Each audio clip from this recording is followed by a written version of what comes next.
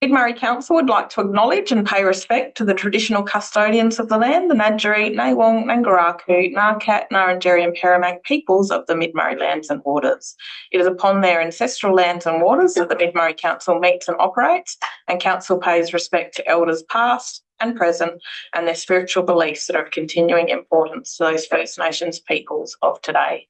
Council further acknowledges the contributions and important role that First Nations peoples continue to play within the community, and we extend that respect to any peoples in attendance here today.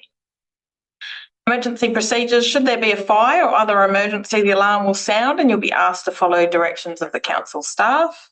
Council meetings are live streamed through the Mid Murray Council website. Attendance and participation in the council meeting does not provide any councillors, council employees, member of the public protection from defamation in relation to behaviour or statements made. Individual opinions or statements made during the council meetings are not the opinions or statements of council. A copy of today's agenda is available on council's website.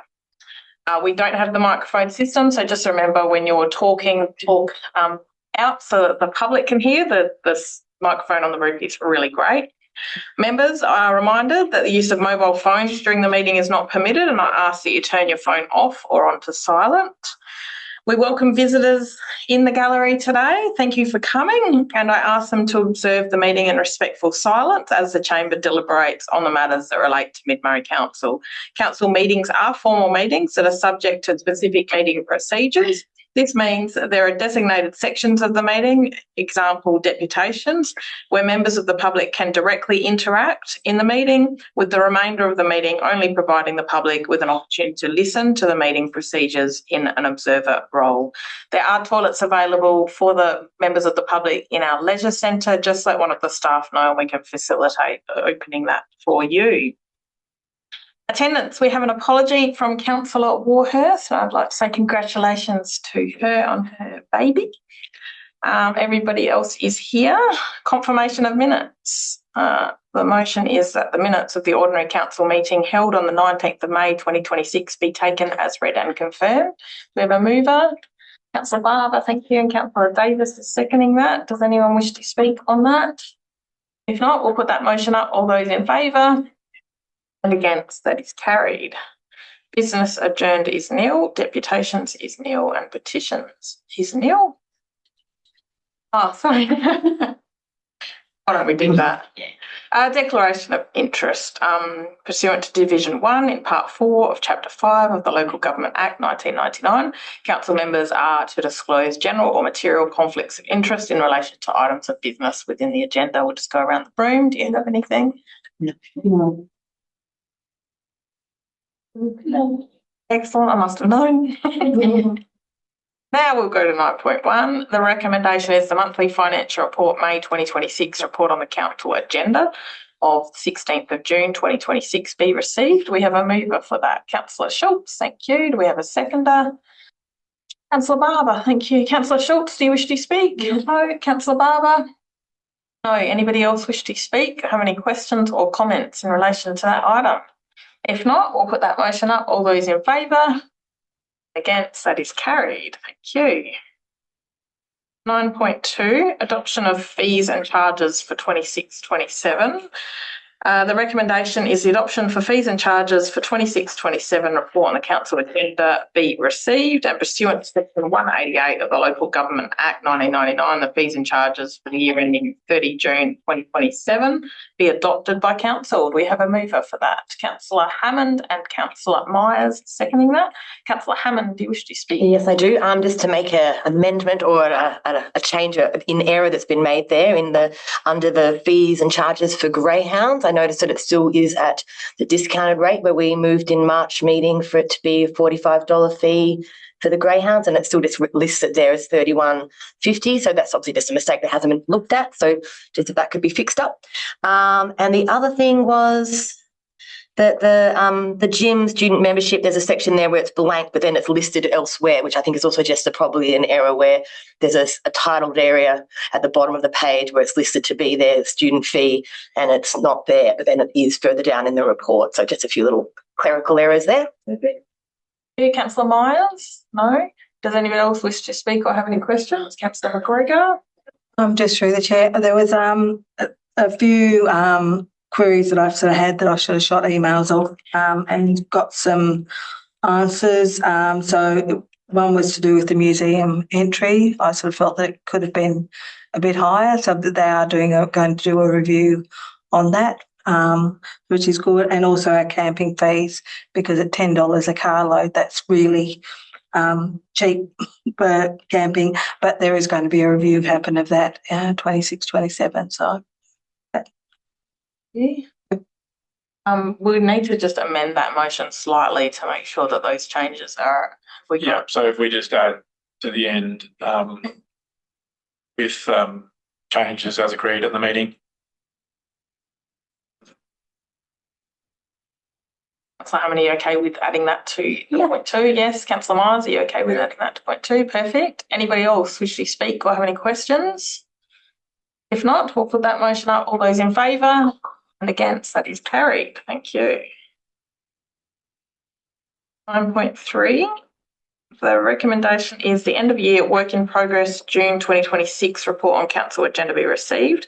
Council approve the continuation of committed and or incomplete works underway as at 30th of June as identified in the approval to continue works in progress as at 30th of June 2026 on the condition that the total budget for the identified projects does not exceed the combined budgets for 25-26 and 26-27, and the final carryover amounts will be advised as part of the September 2026 budget review. Have we got a mover on that? Councillor Schultz. Thank you. Councillor Barber is seconding that. Councillor Schultz, do you wish to speak? I like point A, the total budget should not exceed the. It doesn't surprise me. Me too. Councillor Barber? No. Clive, do you wish to add anything? I thought that there was a couple of alterations. Let me have a look.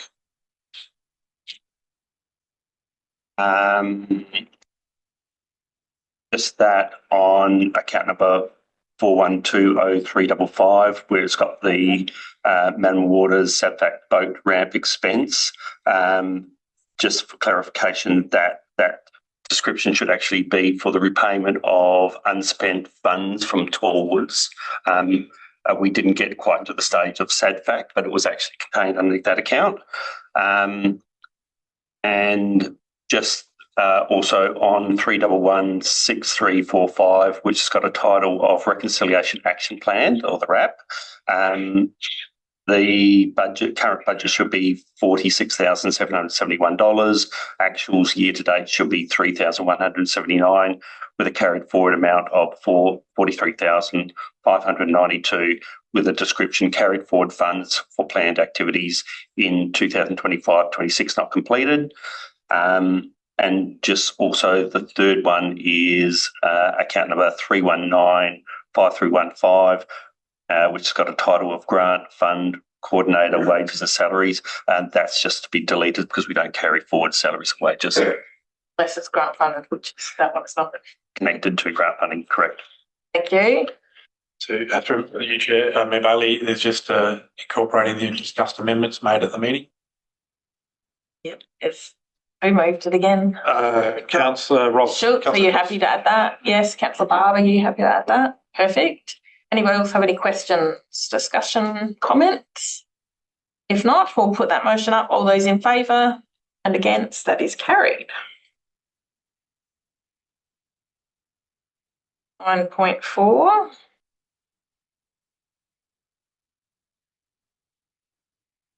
And we are open for the next hour, like from 9:30 till 10:30, if anyone does want to speak to their submission. Would you like to speak to the annual business plan, being the only member of the public in the room? No? Perfect. Okay, then we'll have to leave that one then, don't we? Yes. Yes. We'll skip 9.4 until 10:30. We'll go back to that. 9.5 we can do though. The recommendation is formal submissions, proposed new methodology for calculating SWIMS charges for 26-27 report on the council agenda be received and council consider the feedback received from public consultation on the proposed new methodology for calculating SWIMS charges for 26-27. Do we have a mover for that? Anyone? Councillor Hammond, thank you. Councillor McGregor is seconding that. Councillor Hammond, did you speak on that? No. Councillor McGregor, do you wish to speak? Yep, I will just through the mayor. I just wanted to, they seem to be raising the Kia Marina and the slipway issue in a lot of the replies. So I'm just wondering can we get a little bit more information on, why the concerns are at all? Just through the chair, prior to my arrival here, there was a challenge with the Kia Maria and the number of connections which were being charged at the marina site. From legal advice, it was recommended that the council refund, off the top of my memory, 7 connection fees for the previous 3 years. And then there was, as part of that report, there was a suggestion that there could be a possibility of looking at the rating of that and somehow rating that as per the unit code as caravan parks are, based on the number of sites and their percentage of time that they're vacant or not. I'll take that on board to get some legal advice on that so we can proceed on that item. And I'll make available to the elected members the report back from, I think, 8 or 9 years ago. Anyone have any questions, comments or feedback? Councillor Tochick-McPeak. Yes. I just wondered whether you'd like to comment on the scale of the response to this one. If you have any thoughts on the responses that you received. Sorry, as far as which part? The consultation responses. Yep. So there was a number of factors that council should take on board in calculating the estimated fees. It wasn't taken into account the current balances of those schemes. So some of those schemes had a surplus amount. In the most circumstances, that wouldn't be sufficient over the 10-year periods. I don't think any of them were sufficient for the 10-year period. So that needs to be taken into account when calculating.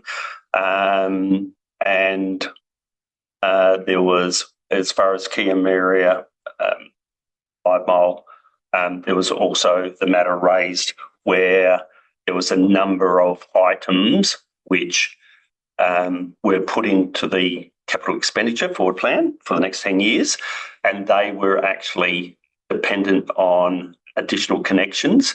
So there would have been there could be a part component of those which would be financed by the developer or required to be financed by the developer. So you could have an instance where you could have a tank and it's 7,500 litres for a sump, and it may be with and might be near the end of its life also, but it might be requirement with the additional connections to go to 10,000. So then there would be like a part percentage which would be required from the developer and also from the existing people that are connected to that. So I've gone back to the asset coordinator and said that I want all those to be highlighted, and if a percentage can't be calculated at this stage, that those items be excluded until we have further information. So I suppose it's everyone's looked in it in quite a lot of detail. I've had some people, as you see by the replies, go back and forth several times. I don't think anyone disagrees with that the amounts have been over, and that, majority of people don't. So some people in their submission have actually said, should be funded by general rates, which I don't think is quite acceptable. Wouldn't be acceptable by SCOSA principles either. I think I'll have to come up with some type of calculation. Either way, the fees won't be able to be increased enough in some circumstances. So I think we'll have a bit of a hybrid in increasing the amounts. So there's a capital component in there. And in a lot of instances, that mightn't be quite enough. And there'll be requirement for have a call on some of the connections as well. So you might have, let's say, basically enough money in the fund to fund half of the renewals, and then the other renewals may have to go back to the other 50% may have to be financed by going back to the connections, each connection, and say, we need a one-off capital increase of your levy as well. So, and possibly that amount which is additional, the capital component, I'm thinking may be their annual depreciation amount as a bit of a kind of maximum cap. So, but obviously I'll do a report to council in a month's time. So they're my initial thoughts at this stage. Hope that makes sense. Yeah, thank you. Just one more question. Just that I saw that there were quite a lot of people who'd rung specifically to say, how does this impact on my system for me in this particular system? Yeah. Did you feel that they understood broadly the principles on which we were doing this? Yeah, I was at all times I was trying to communicate to people that we've got to have one system for everyone. So to make it an easy way to manage it. In some instances where I think it's submission for Brenda Park, where we have with Brenda Park and Morford Flat, they were saying, well, we want to divorce ourselves from Morford Flat. And my response to them was, we don't define different assets for different connections within one scheme. And obviously, with Brenda Park, there would have been an advantage of them having to sharing the cost of a single wastewater treatment plant. So, people always try and look at the negatives. They don't look at the plus. Obviously, they're looking at trying to reduce the amount and some of the suggestions of how we should procure were probably, I'm sure the Ombudsman and ASCOSA would not agree to all those principles as well. So, but, yeah. I guess the one thing that's been missing in the discussion is council could just contract out to other entities, and then it would be a lot more expensive. And I know Murray Bridge Council do that for their 3 systems. We've got 28, so worst case scenario for the people would be us doing that, because then it's no trouble for us. We don't have to worry about it anymore, and they will pay a premium because it won't be council not making any money. It will be a contractor that will be making money on top. So just a question on that then. Has that been considered? Through the chair, worked in a couple of councils where it has been contracted out, and it's very difficult to manage. It's very difficult to monitor. I know that at Wakefield it was contracted out. They've just brought it back in-house because of the value of the expenses and I suppose the accountability. Ultimately, we're accountable for the swim systems, so no matter if you contract it out, we're still accountable for it. I probably have to be the last person, I think, because I moved the motion. So I'm just going to wait in case anyone else has, but it was a question I had to Clive. yes, Councillor Barber. Through the chair, this is obviously going by the feedback. It's a lot of people are not particularly happy about the process. I did get the impression that, correct me if I'm wrong, but there's sort of like a catch-up payment because there hasn't been the capital investment in previous years, which people are clearly not very happy about. And I'm just wondering, where do we go from here without upsetting a whole heap of people? Obviously, we don't want the general ratepayer to have to cover it. And I totally support the user pay system. But I guess my concern is if it wasn't implemented beforehand and now suddenly we're going to, saying there's going to have to be a catch-up for that. To me, that's a bit of a grey area, and I can understand why people are getting upset about that. So like Clive was saying, he'll come up with a number, and if we can't catch up a certain system, when it comes to a point where they need a capital item, we'll say, look, we haven't caught up, So you'll have to pay 50% of the cost that it's going to be to upgrade this item. So they're eventually going to have to pay. It's just about whether we ask them for a bulk lot of money or whether we try and take it over a 10-year thing. So that'll be up to Clive to come up with a recommendation. So historically, some of these are 20 and 25 years old. And when I did a benchmark in comparison of prices of the average, very much the average, SA Water would charge anywhere between like 150 to 200. So you think of that a dollar amount over 20, 25 years for each connection hasn't been collected. That's per quarter that SA Water charge you. So that's $800 or $900 a year. Probably a good point where I have a lot of people doing comparisons of general rates, but I never have anyone compare their CMWS in city compared to what they pay. Yes. So, because SA Water works on valuations down in the city too, so the valuations in the city would be quite high. So if we have any issues, maybe ask them about their city property and how much they're paying for swims down there. Anybody else with any questions before Councillor Hammond closes? Through the chair, just to Councillor Barber's comment. As has been mentioned, at the moment, if there is a need to upgrade their system, then there'll be a bulk payment required. And so what we're trying to do is flatten out, which is the advice has been from ASCOSA, and it's been proposed previously, and previous councils in the committee that was had the remit for this didn't support that. Clive has mentioned it for many, many years. So, it's just the nature of the beast. So Basically a lose-lose for council because we're going to look bad regardless. Yeah. But if you use a To pay those service system, people, to the general ratepayer who've been paying and subsidising swims while they've been paying their own SA Water and or their own treatment stuff, they would be happy that we're doing the right thing. Any further questions before Councillor Hammond closes off? A couple of questions to Clive too.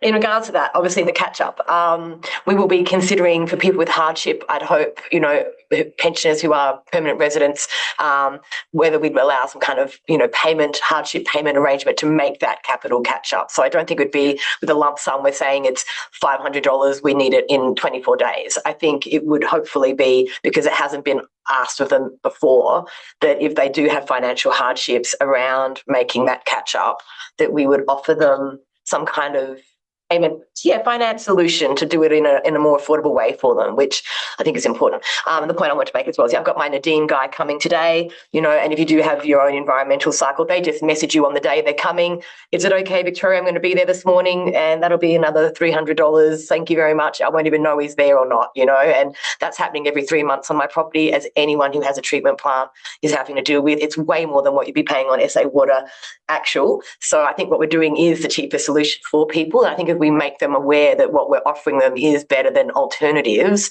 and it's cheaper than alternatives of what it would be without the swims, then we'd probably, with that education, get people a bit more on side of, well, we've got to have a system in place. We can't not have a system. So. Thank you very much. Okay, with that, we will put that motion up. All those in favour and against, that is carried. 10.1, the INFS Summary Report, June 2026 on the Council agenda be received. Councillor Hammond is moving that one.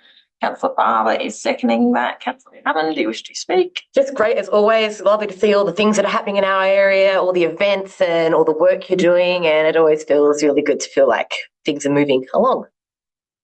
Councillor Barber. Anybody else? Councillor McGregor, then Councillor Schultz and Councillor Myers. Just through the chair, great report. But Dave, I just wanted to ask the stormwater grant that we missed out on. Is there any?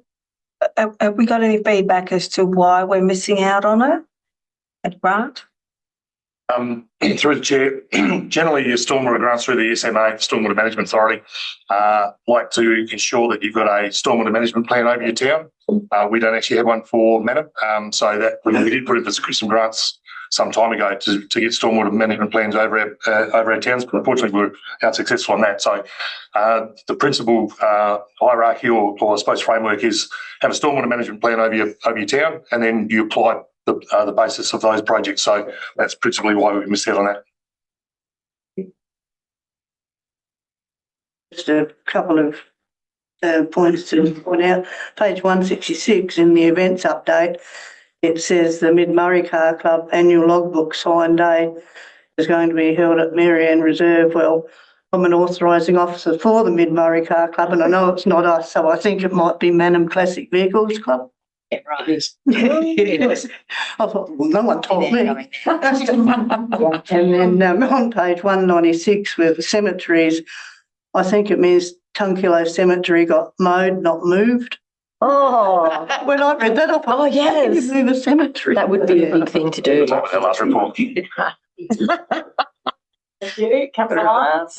I think page 19 of the report, the Morgan Riverfront design through the due constraints. Have they got to design stage yet? Through Chair, not the stage. We've done geotech on that area, but then we're still working through with the contractors on to what is required for that. It's probably there's quite a few riverfront projects, so that would be one's there, but we haven't got progress there yet. No. I mean, I've been watching very closely what goes on in Waikerie and Paisley through the same program, and they're doing marvellous work there. But is there any chance that the Canali Working Group or the Heritage and Maritime Board would have a little bit of input into what happens? Potentially, yes, Councillor, and probably through your township planning process as well would be ideal. I mean, the main reason I asked the question is when we had the Living River, it was a shame to see pretty well Mid-Murray's flagship, the Marion, being 500 metres away from the whole crowd. Whereas if the water had been, another metre deep, it would have been right front centre. I mean, we've got 3 boats, and if you hold an event like that, they should be out in the front.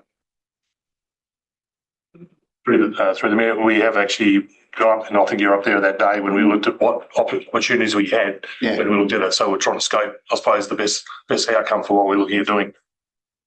Yep, thank you. Any further questions, comments, feedback? One further question. Been closed if nobody else wishes to speak. My one little question in regards to obviously illegal dumping that we get in the area, which happens a fair bit, probably by holidaymakers as much as it does by people who are ratepayers.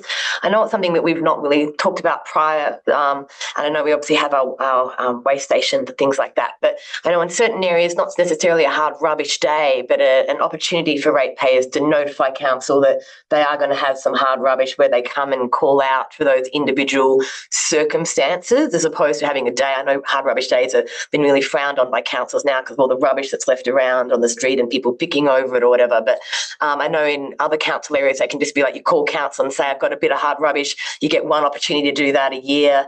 I just think the expense of that would probably be less than us hunting out illegal dumps and then having to go out and pick them up from bush reserves and things like that. I thought maybe we offered that service. I just want Dave's thoughts on that, because I thought, well, that expense to us of going and clearing up those illegal dumps is going to be getting worse if we don't maybe create some kind of solution for people. We can find, because I've been watching Murray Bridge quite strongly, because they have that, people put their hard rubbish out all the time, assuming that somebody else is going to call it. So you actually get more hard rubbish, but also we have 3,383 kilometres of roads that we'd have to pick up from.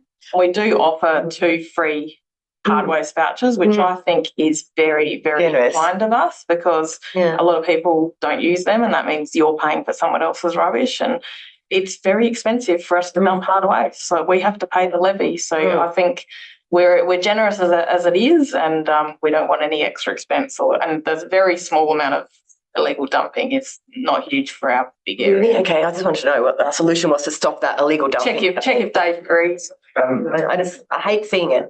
Through the chair, you're probably looking at 2 different aspects. With hard waste, it's responsible people, and with illegal dumping, it's irresponsible people. They don't really care. So we actually offer the 2 vouchers. Probably equates to about, say, nearly $500 for 2 tray loads, 2 full tray loads. So we're actually giving that to those people to do it. It is taken up. It's a lot easier now because we do it by text, so there's no token. So it's easy to access. It's easy to do. We also offer the green waste 4 Greenway states and all their transfer stations. So theoretically, you've got 40 opportunities to go to transfer stations for green waste. So apart from actually then going out and picking up waste, we used to do at Wakefield, did a bit of cost analysis, and we only did it for pensions. So anyone who had a seniors card or a pension card would only do it for that. And I think it worked out about $250 to go around. We had to tie up a couple of trucks, bobcats, and a heap of people to go around, pick it all up, and then take it to the dump. So it is very time consuming and very resource hungry. So the process we've got in place is probably the best practice we've got. Okay, just double checking on that. Okay. Well, that is it then. We will put this motion up. All those in favour? And against, that is carried. Thank you. 10.2, the recommendation is the 2026 Flinders to Fleurieu event application report on the council agenda be received. Council notice the major event application and associated temporary road closure applications submitted for the 2026 Flinders to Fleurieu rally, including proposed road closures within the Mid-Murray Council area, and as a result does not support the rally being undertaken on council managed roads where road closures are required in line with Council Resolution C12-23-007, 19 December 2023. Council advised the applicant that the requested road closures of the Mid-Murray Road network for the 2026 Flinders to Fleurieu rally are not supported or approved. Do we have a mover? Everyone? Yeah. I've actually got asked for a short suspension. Sure. Yep. Yes. Is everyone okay with a 5-minute suspension to have a discussion on this? Just raise hands if you're happy with that. Yes, that's everyone. Thank you. 5 minutes. Yeah, look, I know we've had a fair bit of discussion about this in the past, and previously I've been in support of rallying because I've been involved in it over the years, and it is great for young people learning car control and so forth. Then when we did have that incident in Cambrai, not quite sure which car club it was, but I won't name them even if I did. Where it was a transport section where they're supposed to abide by all road rules, and there was a car that was T-boned and rolled, a terrible situation, which I decided from that incident that I wasn't going to be supportive of it anymore. The only reason I'm considering maybe supporting this is the fact that it is going to be an international event. They have the email that we all received, they have guaranteed that they're going to be very stringent with the way they're going to manage it and so forth. And not so much this year, but future down the track, there may be quite a bit of economic benefits to the region. So I just wanted to put that forward that I'm considering maybe reevaluating my situation because of how much the event could possibly bring to our region, and a case-by-case situation moving forward. So. Anybody else should speak? I don't know, I feel like a case-by-case situation means we think this event is an international event which will be creating more people, so we're allowing the road damage to happen for an international scale event in a way that if it was just a local rally group, we wouldn't. And it kind of feels like then we're creating a different level of standards of if there's enough money coming to the area, then we'll accept maybe road damage and the inconvenience of those people that live on those roads and the road closures. And I remember last time we talked about it, it wasn't just about the T-bone, it was also about residents on those streets, farmers feeling like they couldn't get to their properties to do their actual farm work and maybe not getting enough notification around it. But I don't know, I just feel like if we make it case by case, it's kind of saying we approve this event because we feel like this is going to give us better exposure, and we're not going to approve this event because we feel like you're a smaller community group. And I feel like it would have to, if we're going to approve them, I think we'd have to probably let them all or have a policy around it. Yeah, what are you not? You need to judge on something. And so if there's a greater benefit, whatever the benefits are, versus a negative, then that's what you need to consider. So in my opinion, is you have to judge it on something. And so if there is going to be economic benefit, if there's going to be benefit from exposure internationally, then you need to consider those things in your decision making versus just because it's a local thing and there's no benefits. Then, well, there's community benefits, and there's like, you know, state tourism is just as important as international tourism in regards to tourism dollars. So it's regardless of whether it's international or not, it's the benefit that's driven from visitation. Yeah. So I suppose my point is you've got to weigh up the benefits and the negatives in every situation. I guess the other main thing that's sort of pushing me a little bit is the fact that they've guaranteed it's going to be managed a lot better than the local events would be. So they obviously got more money behind them to have better management. Like they've said that they will do a video of the roads they will use before and immediately after. So they've got actual video evidence of damage to the roads, and they're prepared to fix those roads, and that they will notify the residents immediately that as soon as the roads are open. The roads are only going to be closed for a very short period of time. So I guess... Not sure, it's like 5 or 6 hours. Yeah. So it's not going to be like a whole day. The road's going to be closed, sort of thing. And yeah, look, I've said years ago that I used to be involved in doing road closures for a car club years ago, and back then it was just closed for the whole day, and it was very frustrating for people. So my main thing I think is that it seems to be that it's going to be better managed than it would The be. other thing is that, I mean, it was a cogent argument that they were making in their email, and I think that one of the things that they said that I noticed was that they're already talking to residents potentially affected by it. And I agree with you that the larger events, they would have more cash to make good on their promises if something happens, that we need. I mean, I'd really like to know what Dave thinks is infrastructure as well, of course. But my first response to it was that it was quite a cogent argument. It would require an amendment, I guess, to the resolution, the previous resolution. I haven't seen the email that you guys are talking Oh, have you not? Yeah, we received an email last night or yesterday. Interesting. I think it was only sent to Postbox. I don't think it was actually sent to us. You must have got it. Well, it was sent to us all. I don't know why you didn't get it then. Yeah. If it's postbox, then obviously... It was quite a lengthy email, and it was... So you need time to have a look at it, maybe. It was... So our 5 minutes is up. Are we okay to extend for another 5 minutes? Just nod of heads if okay. Councillor Schultz is next, and then Councillor Myers while we get onto this email and have a bit of a read. Yeah. I think we're forgetting too, it's not just the rally cars that do the damage to those roads. And create dangerous situations. It's spectators, and I've seen it for myself over the years. It's not just the rally cars. I think it's actually more on spectators than the rally. Mm. It seems like the roads they always choose to use, like Pine Hut Road and roads like that, it's always the same roads they want to utilise that are sort of like our gorgeous back roads where like They're rough as hell anyway. Just following on from Councillor Hammond there, they're using a few back roads. That sort of sways me from not supporting it. If you had an event, like they're calling it an international event, giving exposure to our council, well, my idea would be that stage 1 ended in Morgan, stage 2, Swan Reach, stage 3, maybe Manham, gives you a council exposure. But to go on a couple of back roads out the back of, say, Kitts and Dutton. They're saying next year, if we get approval, that Swan Reach might be utilised more, and like it's a law that next year as well. It says in the email that they're going to be changing the route every year or two to move it around a bit. So, through the chair, all I can say is we based the report on the information we had. So the staff haven't seen the email that's been referred to. Probably should be tabled in a report, or can we make this later in the day while you have a chance to read the email? If we're going to do that, I'd recommend it deferring. I don't know the dates. Is the dates for the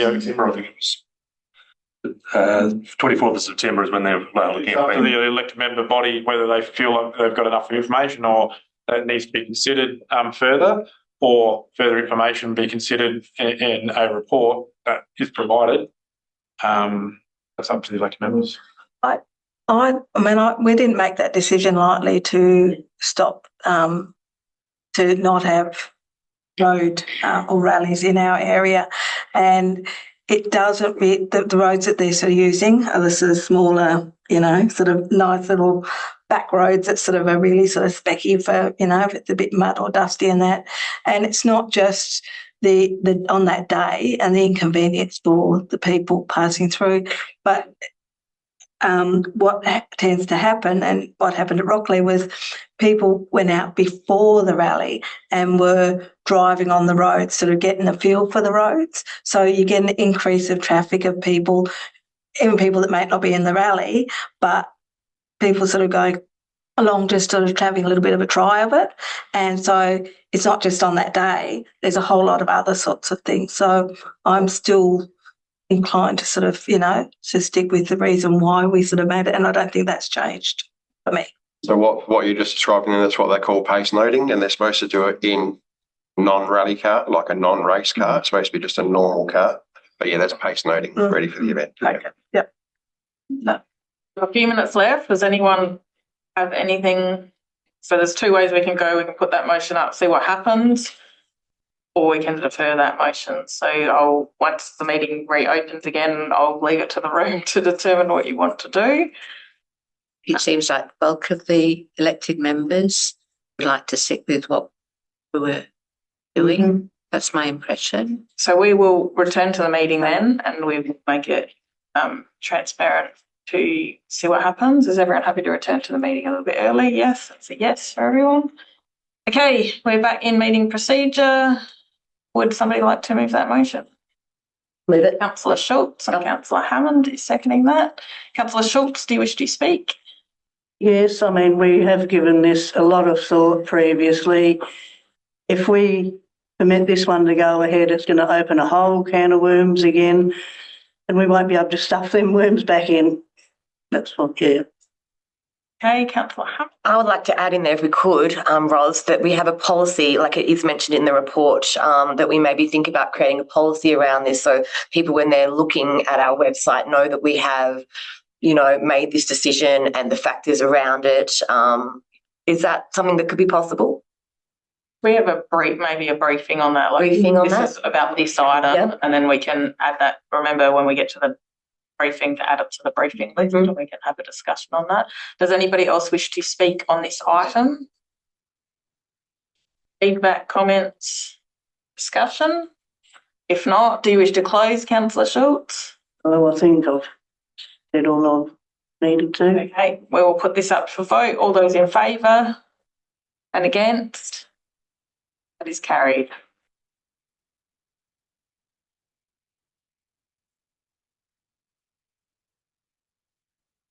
Okay, 10.3.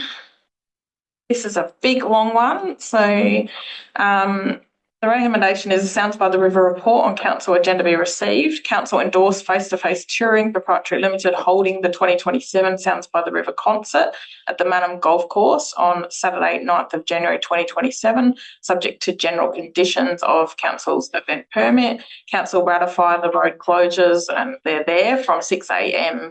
to 10:30 p.m. on Saturday, the 9th of January.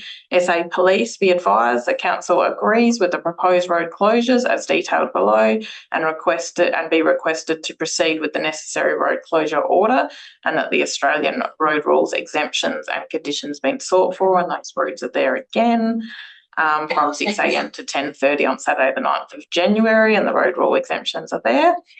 Point 5, approval be granted for temporary parking controls to apply on Baronia Street from Douglas Street to Belvedere Road and Mannum Football Oval Car Park for parking and shuttle bus patrol drop-off pickup from 6 a.m. to 10:30 p.m. on Saturday the 9th of January, subject to council providing approval of the traffic guidance scheme for the proposed road closures and affiliated road restrictions, the issue of the road closure order referred to in 4 and temporary parking controls in 5 above.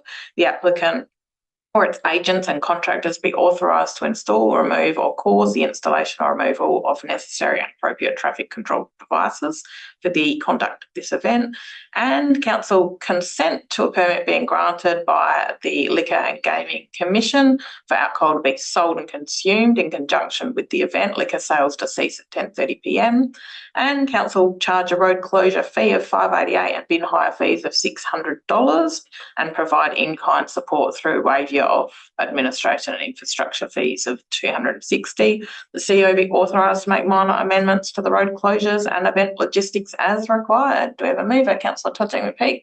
Councillor Barber is seconding that. Do you wish to speak? Councillor Todghick-McPeak. It's on again. Wonderful. Councillor Barber. Yes, through the chair, just a question. Does the promoter going to be looking at having it at the golf club on a more regular basis, or do we know what the reason is for them looking to move to the golf course. I know I personally think it's a better venue, but is there any talk they're going to take it back to Marianne Reserve? Or? Through the chair, I'm not aware. I can only assume it's about size, and they can have more people at the golf course. And obviously feedback that they've received, but I've not had a conversation around the rationale or intentions. Any further questions, Councillor Hammond? Just that on section 8 of the motion, it says Lynn-kind support instead of in-kind. Just a little technical area there, like who's Lynn? And I think it's great that it's at the golf course. I think it's a much better venue. But like you said, Ben, better, bigger space, but also, great amplification there. Great thing for the golf course and close proximity to where people are camping at the footy oval. It makes it all in a nice precinct that's a lot safer for participants as well. Without all that trekking up and down and they will still engage with other areas. It's less wear and tear on Marianne Reserve's grass. It's a lot of win-wins for us. So I'm grateful that they're choosing to go there, and we'll see you all there. Anybody else wish to comment? Got any questions? If not, we'll put that motion up. All those in favour? Against? That is carried. 10.4. The recommendation is the Waste Recycling Services Review Update report on the agenda be received. Council notes feedback received as part of the targeted direct engagement undertaken with 186 households within the Stage 1 extension of urban service pilot area, being Manning Waters, excluding the private marina and adjoining township roads, including Belvedere Road between Manning Waters and Ram Road, Magpie Crescent, Ibis Drive and Dollard Avenue, as detailed in the attached What We Heard report. Council endorses Stage 1 extension of the urban service pilot proceeding for the households identified within this pilot area. Council endorses the application of the pro rata service fee for Stage 1 extension for urban service pilot households on the July 2026 rates notice in accordance with the charging approach outlined in this report, with final confirmation of the applicable properties to be undertaken within the Finance and Rates Department. Council note that subject to Council endorsing Stage 1, an applicable rates declaration and related rating policy fees and charges of documentation will need to clearly identify the transitional general waste recyclables collection service, the affected Stage 1 area of properties and the basis for applying for the pro rata service charge on the 2026 rates notice, with final wording to be confirmed by the Finance and Rates Department and legal review if required. Council endorses a review of the waste and recycling collection services policy to be to align with the adopted Stage 1 extension and inform later rollout stages of the project. A further update be provided to Council following Stage 1 planning and implementation, including lessons learned, to inform consultation and planning for future rollout stages across rural areas and townships. Do we have a mover? Councillor Tochick-McPeak. Councillor Hammond is seconding that. Councillor Tochick-McPeak, do you wish to speak? No. Councillor Hammond. Obviously, it's just a bit sad we didn't get huge amounts of responses, and the person or people that are responding saying that they're not going to use the service, it's showing that already people are, just putting recycling into landfill, which we really want to stop doing. And I hope there could be some definite positive education that comes out with our rollout of the importance of recycling in our community as a greater whole for the environment, the general whole. I think when we've never had a situation before, people are like, I don't need that new bin because I just put my milk bottles in with all the other bin or whatever. And it's going to encourage, I think, a bit of education is going to be needed on our side of really engaging with people that haven't really maybe thought recycling is important to now consider recycling important. And I think that is an education thing we need to really be driving home within this, recycling is important whether you care about where your milk bottle goes or not. So, I think it's going to be great and look forward to seeing more updates on how it all goes. I agree about the education piece, and some of the Riverland councils doing a great job on the education piece. I was just going to say Ella, Barry and Barbara. That's what's needed, I think, for a lot of people. Yeah. Any further questions, comment, discussion? Councillor Schultz and Councillor McGregor. I was surprised that only 12 people responded. I mean, rubbish is one of the core essential services the council delivers. I thought there would have been heaps. Yeah, agree, because it was all personalised letters. That's through the chair. I just wanted to say on the question about the recycling bin services, how would this affect your need to visit transfer station? Interestingly, our there's less that would continue to visit regularly or said I would rarely use it, and then a lot said they don't use it. So that data was really quite good in amongst it all. Yep. Any further questions, comments or discussion on this item? Councillor Barber? Just through the chair, I guess reiterating what other people said about the responses and so forth. But I guess my only concern is that council might be seen as to forcing something upon people that they don't want, which is unfortunate because I agree with having the recycling bin personally.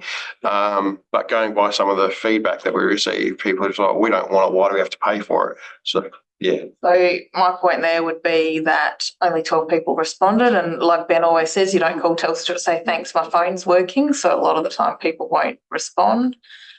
This is just stage one of the 186 houses, so we'll get a good report back to see whether we should be doing this. So it's better than actually what we were first planning, which was just rolling it out everywhere and then getting some. So this is probably a good little test case to see how it works. Councillor Schultz, have you spoken yet? So it may be the location too, because in rural areas, people are crying out for recycling bins. I mean, because it's close to the dump, it may be a different. Now, Councillor Touching Pete, you moved it, so we'll hold you till last. Anybody else that hasn't spoken wish to speak now? If not, Councillor Touching Pete. My only comment there would be that people are crying out for this. They probably wouldn't have anything to say. Yeah, let's do it. That would, I think, be the bulk of the reaction. Because I think, yes, you certainly get responses from people who perhaps don't like the idea or don't want more expense and all that, but it's fine. But honestly, the number of people that have been approaching me saying, when's it happening? Okay, we'll put that motion up for vote. All those in favour and against? That's what they say is actually all right. Yeah, that's what that report looks like. 11.1. Yeah, that's right. The recommendation is the River Murray International Dark Sky Board Incorporated Transition Plan Report on the council. 10.1. Oh, yeah, 10.5. Hang on, go to my other screen first. Thank you. 10.5. The recommendation is the SA Water Rising Main Project Manning Treatment Plant Report on the agenda be received. Council provides in principle endorsement subject to the conditions outlined below for SA Water to progress proposed underground rising main works across council controlled community land associated with the Manning Golf Course Council land and road reserves outlined in this report, noting the works are to be undertaken by SA Water's contractor, Fulton Hogan. Council authorises the CEO or delegate to progress, negotiate and finalise the following licence and permit arrangements under Local Government Act for the project as required, subject to any legislative requirements, appropriate conditions for access, construction management, public safety, asset protection, reinstatement of public consultation being satisfied. Section 201, licence for the use and occupation of council land required for the work. Section 202, licence under the Local Government Act 1999 SA for the community land component, noting that public consultation must be undertaken in accordance with council's public consultation policy and considered before the licence is finalised. And Section 221 permit under the Local Government Act 1999 SA for the occupation and installation of the infrastructure within the relevant road reserves. Council delegates CEO to consider the outcomes of the public consultation process for the community land component undertaken in accordance with council's public consultation policy and, if appropriate, finalise the relevant licence and permit arrangements and alignment requirements to facilitate the works with SA Water and Fulton Hogan in accordance with the Local Government Act 1999. Do we have a mover? Councillor Barber, thank you. Do we have a seconder? Sure, there's a draw. Let's go Councillor McGregor because Jen went. Councillor Barber, do you wish to speak? No. Councillor McGregor? No. Anybody else wish to speak or have any questions? My only question to Ben was about the consultation. That obviously cost us money and we wouldn't need to do this if they weren't requesting. So just to see if they can fund that, I think that would be a good argument for council. Oh, yeah, we'll take that into consideration as part of the negotiations. Great. Perfect. Any further questions, comments? If not, we'll put that motion up. All those in favour and against, that is carried. Thank you. Now we can go to, oh no, I jumped the gun.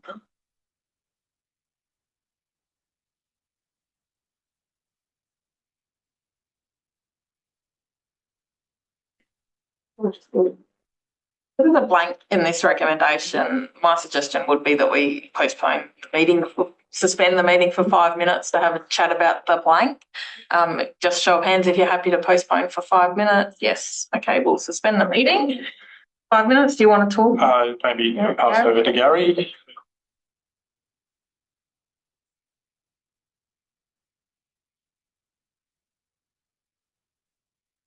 Thank you through the mayor. Turning the camera on. Yeah, turning my camera on, thank you. That's reminding me. Yes, so as part of the new constitution for the board, there is a representative of council to be on that board. And that nomination can be either our elected member or a member of staff. And so the recommendation as it's written is also for the current term of council. So it is up until November when the council elections supposedly are due. And so then the new council will then be also responsible then for nominating the board member, appointed member for the term of council following. And your thoughts? My thoughts I think it would be good that council, maintains an interest in the future ongoing activities of the Dark Sky Reserve as a member of the board. It is a shifting landscape with what's happening within both the activities of the committee/board as well as private interest within the reserve. So I think it is important that council still maintains an active involvement, particularly given the tourism opportunity that the reserve does present. So yeah, that's my thoughts on that matter. My thoughts on council member versus staff member is that, and all of us would know, when you get onto a committee, whichever committee, the expectations are for you to just do the things. And if it's a council member, it might be us going, hang on. Whereas if it's a staff member, they take it back, reports get done and things get done the proper way. And it just depends on how you guys are going with that. But Councillor Schultz. My thoughts were, Jared, you're a public officer, right? Yes. And while the board is getting up and running, it needs someone with expertise, which an ordinary elected member wouldn't have. So I would be promoting Jared. Through the chair, I think our thoughts are staff members probably more appropriate. You're obviously a decision-making body as well, and there could be some potential conflicts on that. Obviously, the board will be transitioned. We can still provide support. There's continuity, whether that's Jared or Gary or someone else. But that would be my thoughts for the consideration of the elected members. I think there is value in that, particularly in the first 12 to 18 months, because as we support and transition with the board, part of the recommendation was to establish a small working group which had representative council, Landcare and the board. And again, Jared has obviously been very active working with the Landcare committee. So I think in terms of that transition component, it is value in having council administration. And I'll say, as someone also on the Dark Sky Committee, that I also feel, well, on the now no longer Section 42, that I do also believe that it is important for to have continuity, and a staff member will give that over an elected member that's going to come in for just for the next few months, and then someone else having to be appointed in November. I think because it is just for the next 12, 18 months of them creating what it is going to be a solid committee moving forward, I do think it's very important that it's a member of administration. My question, Ben, is if elected members do decide that a staff member's name go in there, do we need the November or the remaining term of council? Or I think in terms of the way the constitution is written, yes, I think it should still be aligned with the term of council. Yeah. So a report will come to the new council to do that, and if it's continued to be the administration, then that would be fine. Yeah. If it's going to be a staff member, should it be an operational decision about who takes up that position rather than a council decision? Because it is a council representative, so that's how it's been written into the constitution. It's the other thing I'll pose, and this is a question without notice, really, or discussion without notice, is it probably should be a title rather than an individual, because I'm not saying if it is Jared, you're going anywhere, but then it's not, doesn't have to be changed if there is changes in that. So that would be my suggestion. Oh, any further questions while we have meeting procedures suspended? Maybe just a question, Jared. So, you and Jared, who do you think's the most appropriate? Well, I would suggest that Jared is the most appropriate, given that he is A, the public officer at the moment as well, and B, his relationship with the Land Care Committee. We're comfortable with that? Any further questions? If not, we will commence formal proceedings, if everyone's okay with that. Yeah. Councillor Schultz is going to move something. And I'm going to second it. I'll second it. Yeah, as we said, whatever Jared's position, you're second in charge. What's your title? Development and Regulatory Services. There you go. Yeah. So, okay, now I'll read it. The recommendation is the River Murray International Dark Sky Board Incorporated Transition Plan Report on the Council agenda be received. Council dissolve the Dark Sky Committee established pursuant to Section 41 of the Local Government Act to transition to the River Murray International Dark Sky Board Incorporated, established pursuant to the Associations Incorporations Act 1995. Council nominate Manager Development and Regulations as an appointed director to the River Murray International Dark Sky Board Incorporated for the remaining term of council pursuant to the Constitution of the Association and the service provision schedule dated July 2025 within the service provision policy be updated to reflect the revised service levels. So Councillor Schultz, councils, yeah. Councillor Schultz is moving that. Do we have a second? Councillor Hammond. That's great. The two dark skies. Dark sky women. So hopefully it'll go well in the future. Councillor Schultz, do you wish to speak? Oh, I've said. Perfect. Councillor Hammond. No, we've covered it. Anyone else have any questions, comment, feedback, discussion? If not, we'll put that motion up. All those in favour and against, that is carried. Yeah, it's 10:30 now, so we can go back to 9.5. Thank you very much, Councillor Davis. You know me too. 9.4. So be that there were no verbal submissions today, the recommendation is the formal submissions draft annual business plan and budget and the draft long-term financial plan report on the council agenda be received. Council consider the feedback received from the public consultation on the draft 26-27 annual business plan budget and the draft long-term financial plan 26-27 to 2035-36. Do we have a mover?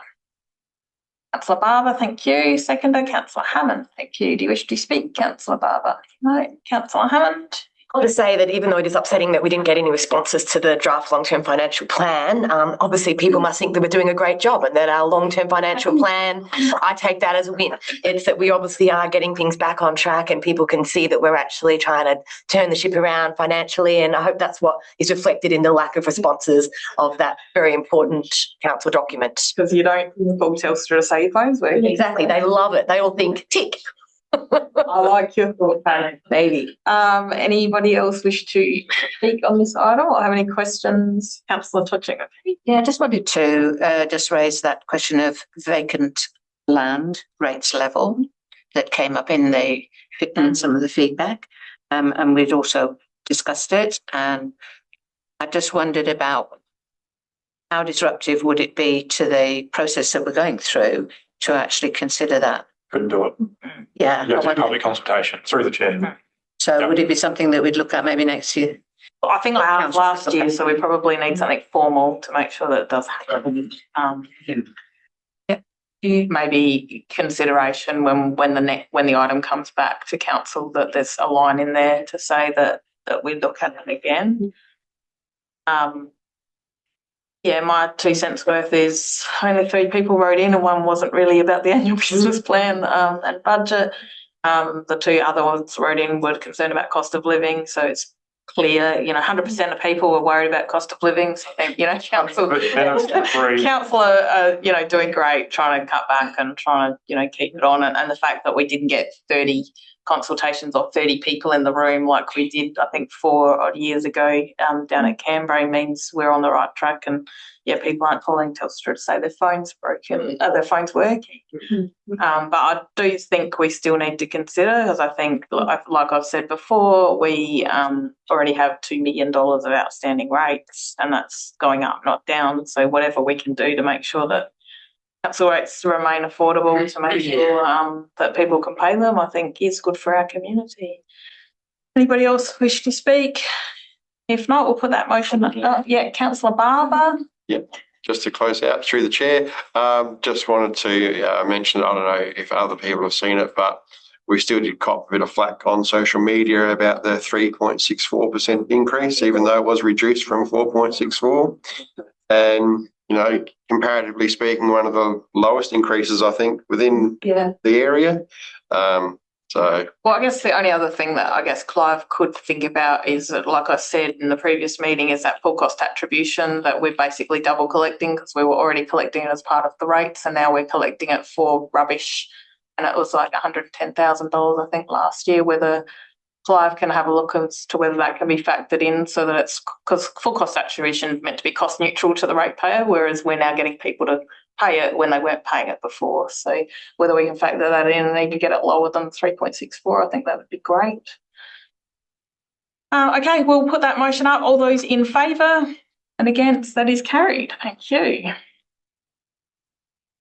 Now, where are we up to? 11.2.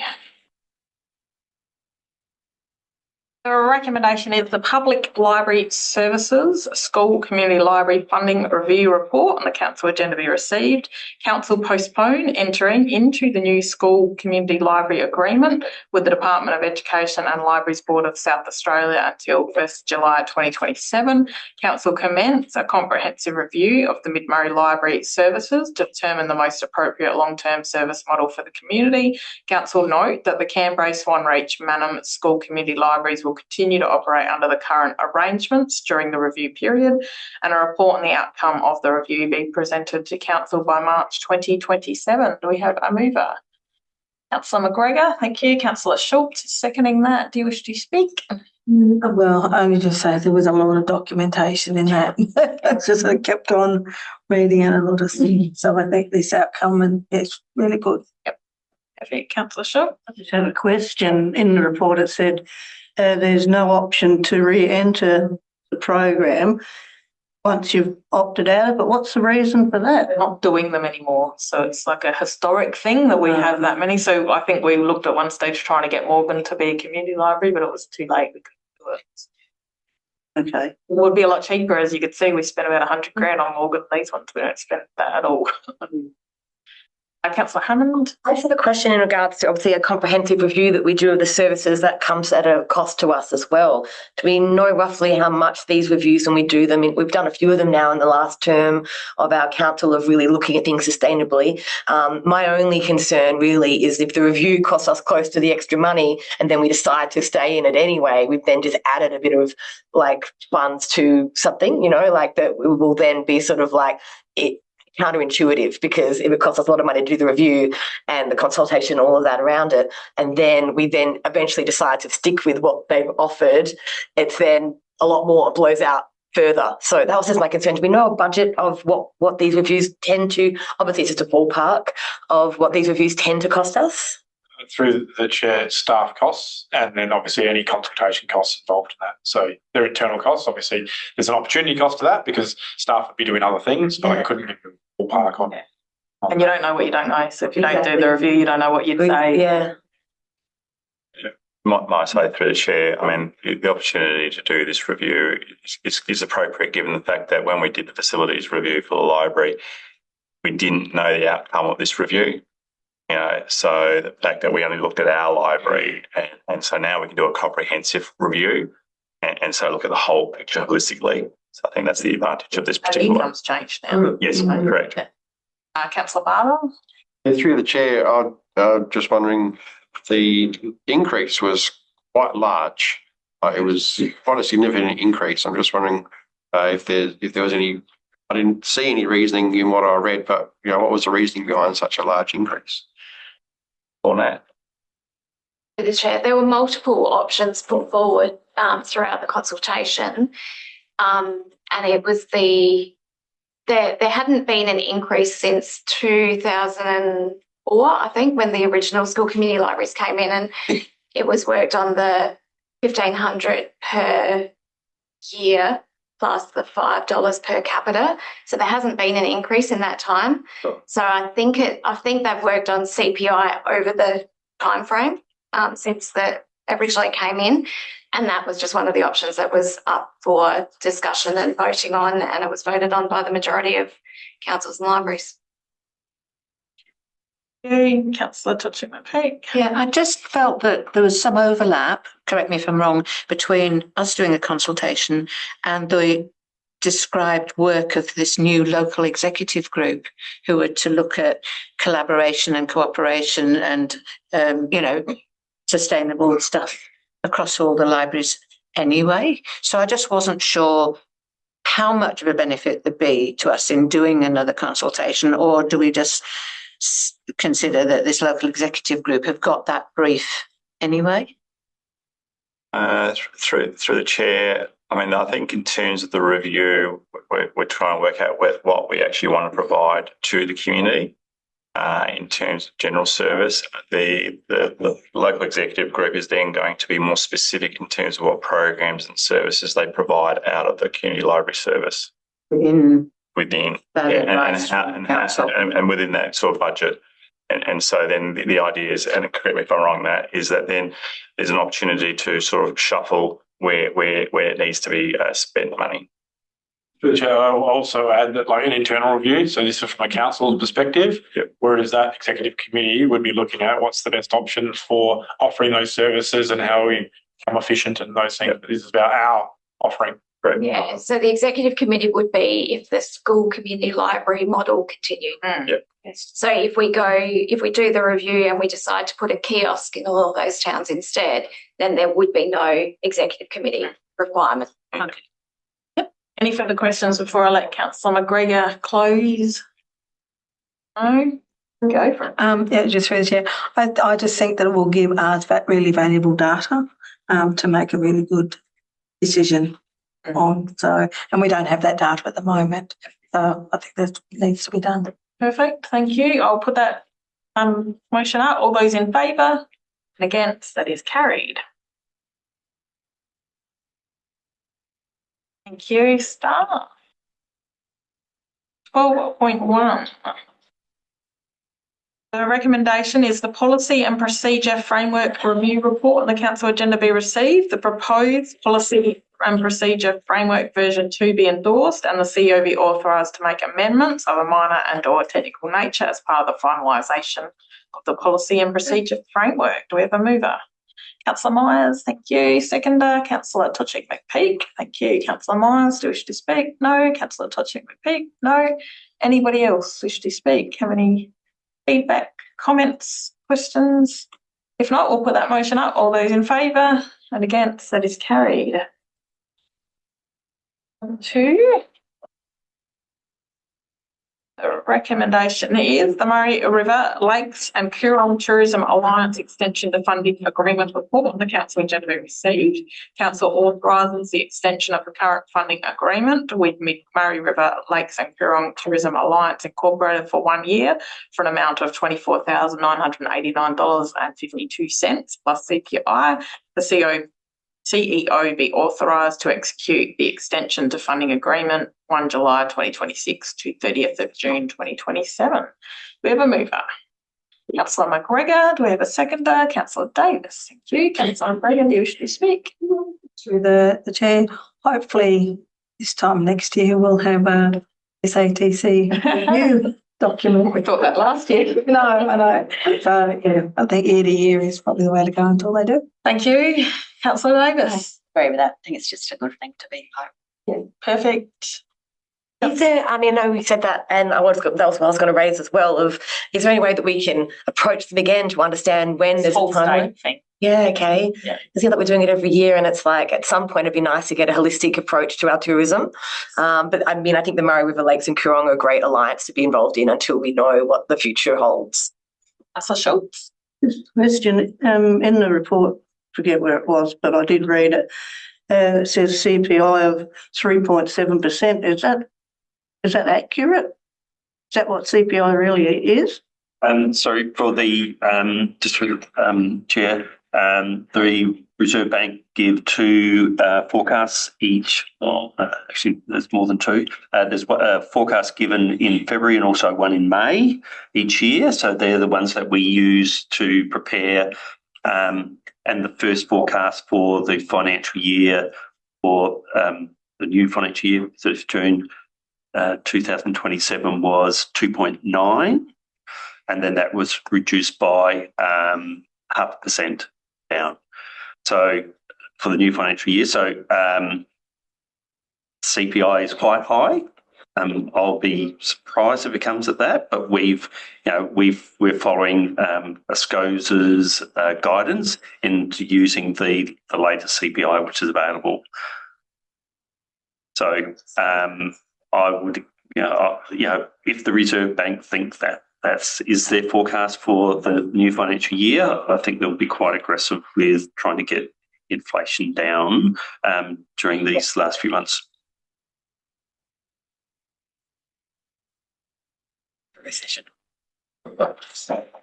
Anyway, get away with just not saying CPI until they get their stuff together and have a proper report. We'll sign based on the current amount until you've got your report. Well, we can clarify what the CPI figure is that is included in there. We use Adelaide Metro, so we'll clarify what that is. And a good question line to me. Gary. Councillor Myers. So do all 6 councils pay the same, or is it depending on the size? Yeah, I believe it's. Yeah, they don't pay the same. Yeah. It's go. Because I'm only asking how they arrived at that very strange number. That was all. Just CPI on all the years. That's why it's that weird number. It's from the last and the year before and the year before. Any further questions on that? No, do you wish to close off? No, we'll put that motion up. All those in favour? Against? That is carried. 12.3, CEO's monthly report on the council agenda be received. Councillor Hammond, thank you. Councillor Barber, thank you. Councillor Hammond, do you wish to speak? Great work as always, Ben. Very busy doing all the things. Thanking you for your service. So we missed Councillor Warhurst doing her seconding, otherwise we'll hand to Councillor Barber. Go for it. You make this as big as you want. Through the chair, as this will be the last council meeting Ben will be attending. You've done in my opinion, you've done a great job, Ben. It's been a pleasure working with you, and all the best for what you're moving on to, mate. And keep up the hard work for a couple more weeks. Welcome to the end. Anybody else wish to speak on this item?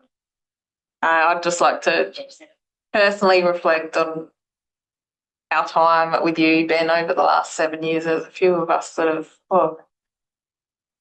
there are a few of us that have worked with you over the 2 terms of council, and the changes we've seen in the last few years especially have been really great, to be at a point where when I read in the advertiser, I think we were only the 5th lowest council rate rise in the whole of 68 councils. Like, to get to a point where we're able to do that and remain sustainable is pretty amazing.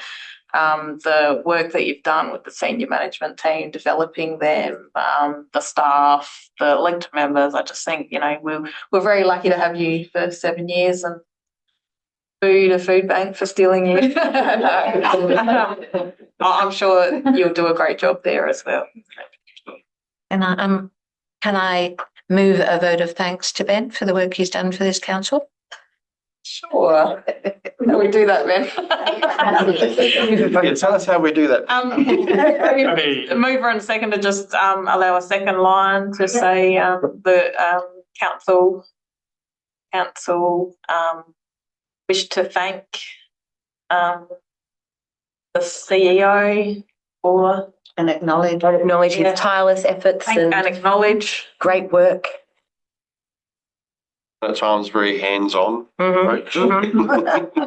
CEO for the work he has done within the Mid-Murray Council over the past 7 years. Mover, are you happy with that? I'm happy with that, yes. Seconder, thank you for the suggestion, Councillor Tochik. It's like on Hansard now, Ben. Okay, if not, Doing very much not to change the wording about me. So, oh, you can. No, that's fine. Only because the mayor was so helpful. That's probably what you wanted to add. Okay, we'll put that motion up. All those in favour and against, that is carried. Thank you, Ben. 12.4, motion action list report on the council agenda be received. Do we have a mover? Councillor Barber, Councillor Todgett-McPeak. Do you wish to speak, Councillor Barber? No. Councillor Todgett-McPeak. I think I just to note that I think I put in a request that a review of the rates arrears be included in the motion action list. I think I said you said it from a briefing perspective. Yes. Yeah, I just haven't actioned that. I think it was only yesterday, wasn't it? Yeah, so it'll go on. Thanks. Bring that up in the forward agenda part in the briefing. Oh, Councillor Hammond, do you wish to speak? Oh, no, I don't. Anybody else wish to speak? If not, we'll put that motion up. All those in favour and against, that is carried. 12.5. Recommendation is the 2026 annual review of minimum and maximum remuneration level for local government chief executive officers report on the council agenda be received. Council authorises the mayor to finalise a submission to the Remuneration Tribunal of South Australia in response to the 2026 annual review of minimum and maximum remuneration for local government chief executive officers by the due date, if determined as necessary, taking into consideration comments provided by elected members. If a submission is lodged, it will be presented to the 21st of July 2026 meeting of council for information. If it's on the 21st.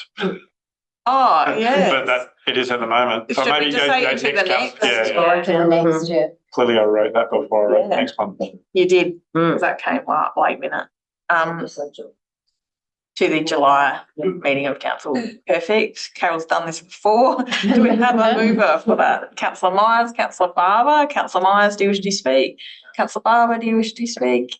Anybody else wish to speak? No, we'll put that motion up. All those in favour and against, that is carried. Thank you. Pick up there then. Okay, the recommendation for 12.6 is the change in July council meeting date report on the council agenda be received and the July 2026 ordinary meeting of council be rescheduled and to be held on the second Tuesday of the calendar month, being the 14th of July 2026 at the principal office, Adelaide Road, Madam. Do we have a mover for that? Councillor Todgett-McPeak. Do we have a seconder? Councillor Schultz. Thank you. Councillor Todgett-McPeak, do you wish to speak? No. Councillor Schultz. Anybody else? Councillor Hammond. I have a question in regards to it through the mayor, just in regards to this opportunity that you're going to. What do you want to elaborate what that is? Or happy to elaborate. I applied for a leadership course for the Murray-Darling Basin, run by the Australian Leadership Foundation, and I was one of 23 that were accepted in that course. And it's I literally found out on the 10th. Oh, great! Our first agenda came out. I said, "Oh, it's council meeting week." So big opportunity because it's something that I've always wanted to learn more about. And I met all the participants last night, and I'm really excited. There's some really great people in there, and I'll learn a lot. There's a couple of South Aussies, so we can stick together to look after our river at our end. So yeah, I'm really, really excited. And through the chair, that's not the only reason. No. Obviously, yeah, but there's an element to it. It's important for the public to notice that is definitely obviously a risk given the interim CEO, but there was a financial implication for as well. Correct? Yes. Yeah, so I sort of rang them and said, I'm going to miss the next meeting. He said, well, Clive did ask for the meeting to be changed, so maybe now there's two reasons. Multiple reasons. Okay, any further questions, comments, discussion? If not, we'll put that motion up. All those in favour and against, that is carried.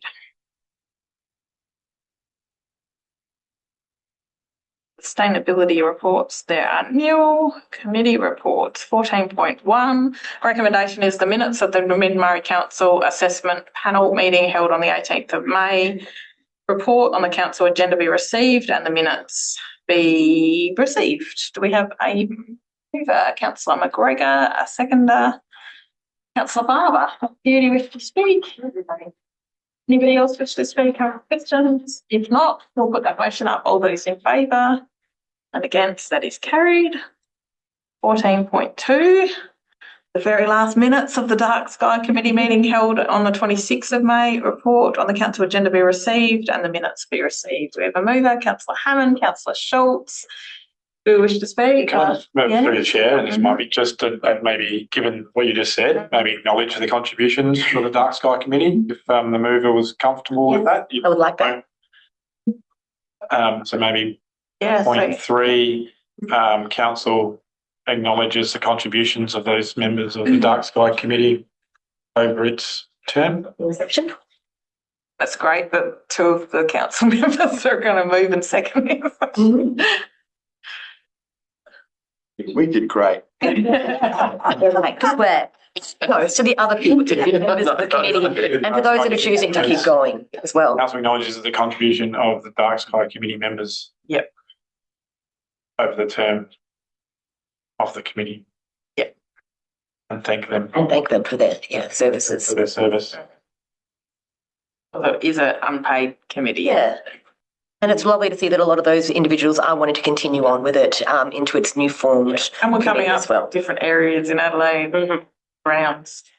So, yeah, so Councillor Hammond and Councillor Schultz, you okay with that extra line we have added? Perfect. Anybody else wish to speak? If not, we'll put that motion up. All those in favour and against, that is carried.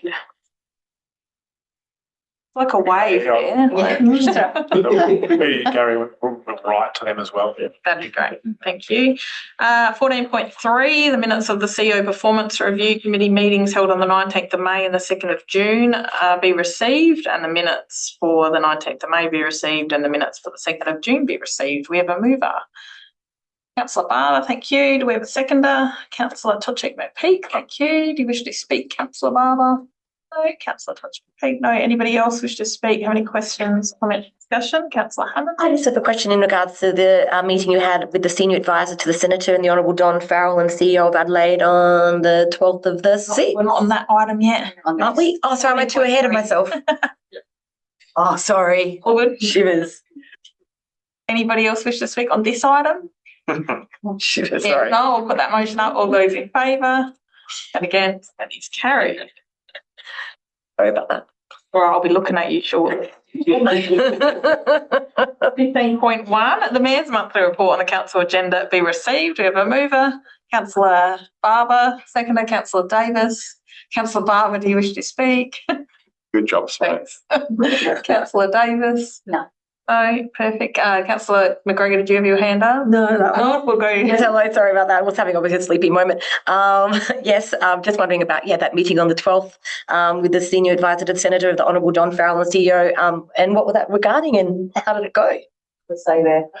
Be Through summary. the chair, the meeting was in relation to some support for the Oval facility, female change rooms facility. Okay. It was a good discussion, and they provided some advice on the different avenues for us, but they didn't have a lot of money to give us. I always say that. But it was don't a positive conversation. Okay, great. Learned a few things that we didn't think of. So it's good. There's an interesting one there that I saw. Any further questions in regards to that report? Comments? If not, we'll put that motion up. All those in favour and against, that is carried. 16.1, the elected members' monthly report on the council agenda be received. Do we have a mover? Councillor Toczyk-McPeak, a seconder. Councillor Barber, thank you. Do you wish to speak? And just a couple of amendments I had down there that I was going to the Friends of the Emmanuel Institute meeting and I didn't get to that meeting, but I did go to the CEO Performance Committee on the 19th of the 5th, 2026. Thank you. Councillor Barber first, no? Okay, Councillor I Davis. just want to apologise for not putting my report in. I've been unwell for the last couple of weeks and I just don't get around to it. But so it'll be the next one. So the longer one next time. Thank you. Councillor Hammond. I would also like to make just one brief amendment because I posted this in before I actually attended. Yesterday on Monday the 15th, the MDA Region 5 AGM and regular meeting via Teams. What's that? MDA? MDA, Murray Darling Association, Region 5 AGM and meeting, which was held yesterday. Councillor Schultz. Sorry, I forgot again. We'll expect a longer You guys forget and I did it, you see? The tables are turned. Anybody else Who hasn't spoken yet? If not, we'll put that motion up. All those in favour? And against, that is carried. Motions with notice, there are nil. Questions with notice, there are nil. Questions without notice? Anyone? Anyone? If not, we will move on to confidential reports. And I'm not reading that big large one, but would somebody like to move that we go into confidence? Councillor Myers, Councillor Barber, do you wish to speak? Thank you. Gavin? No one wishes to speak? All those in favour? And against? That is carried.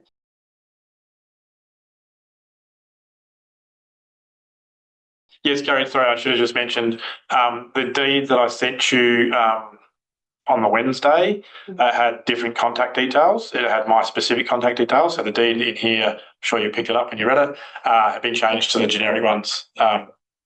Picked it up. Okay, I'll open it that way. I did not. But sure. Okay.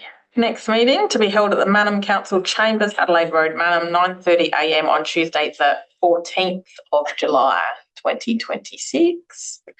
And I declare... Before you close, change my mind. Yeah. Just through the chair, to say some brief words, if that's okay. Sure. Obviously, it's a bittersweet moment for me. It's my last council meeting. It's still got a few weeks to go. We'll get the blood out of the stone over those 3 weeks. It's been obviously a journey over the last 7 years. It's a rewarding role, but it's relentless and it's challenging in times. I think I'm really proud of the achievements that, and I always talk about we have achieved, and that's as a team from a staff perspective and also from an elected members perspective. I'm proud of those achievements and outcomes that we've delivered.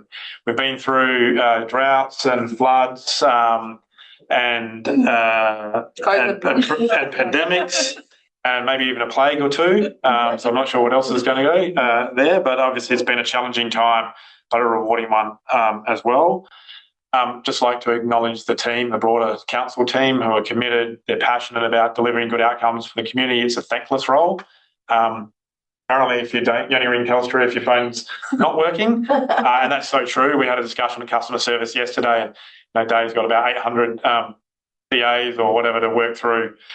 So it is a relentless job. And so I think from the broader council staff, I just would like to acknowledge them and what they have delivered. From the senior management team, from past and present, for the 3 that are here, but the ones that have been over my time here, for your support, for your counsel, for your challenge. We don't always agree and we have some good, robust discussions, but we're all there. And the amount of work and time and hours that these guys do, you guys don't see, especially in the council agenda weeks, for example. So just acknowledge your commitment to both council and the community as well. Carol, so I had notes this time, so I didn't forget Carol, like the Premier did when he got his wife in his election. But for your support, you keep us on track and unwavering in what you do for us as well. And for me personally, thank you for everything you've done over the last 7 years. To Simone, I really respect and appreciate our relationship, but also want to acknowledge everything you've done over the last 4 years, but maybe it's going to be 5 years, who knows? But yeah, everything you've done for the community and the outcomes and the advocacy, I've seen you grow into the role as well, starting from when the flood, when you weren't even elected, or sorry, you were elected, but you weren't actually the mayor, but even the time before that. So just, really respect and appreciate everything you've done and our working relationship as well. To the elected members, your contribution to the community, it is a thankless job, as you'll know, and you have to make some tough decisions, and this chamber's definitely made those decisions. So thank you and acknowledge your contributions for that as well. So that's it. So I wish you all the best. I'll definitely be watching and seeing, and probably won't be tuning into the council meetings. You watch them afterwards. How about YouTube going? It's been 7 years and, a lot of effort and time into that. But I acknowledge it's all about a team, and it's not about me. It's about what we have contributed. So yeah, I look forward to seeing what else is on the cards for Mid Murray moving forward. Thank you, Ben. Thank And you. in addition to the words that I said before, I think highlight of what you've just said is the commitment. You know, like anyone that's received an email from Ben or Clive or, you know, anyone at 2 a.m. in the morning, council weeks are horrific for you. And as someone who was a council hated 20 years ago before I had to work in council and then had to be an elected member, and now I just get it. I think everyone deserves to have, I think I said on the ABC radio, other people need to take one for the team for 4 years to actually learn about council. And then I think we'd have a lot more people on our side because the understanding, the amount of time and effort that our staff and our elected members put into this role is just massive. And big thank you to Nadine and the boys for sharing their dad with us and their husband with us over the last 7 years, because we know, especially in those times of flood and pandemic, where I actually grew in size and then I lost weight. Now pulling again because, yeah, this job is stressful. So thank you very much. Thank you. And Clive, you won't miss me communicating at 2 a.m. in the morning, emails. I won't be doing that again. No. Funny thing is that Clive responds, you know, like if you send me an email at 2 a.m, you don't get an answer till 8. So yeah, thank you. I declare the meeting closed at 11:10 a.m. Thank you, everybody.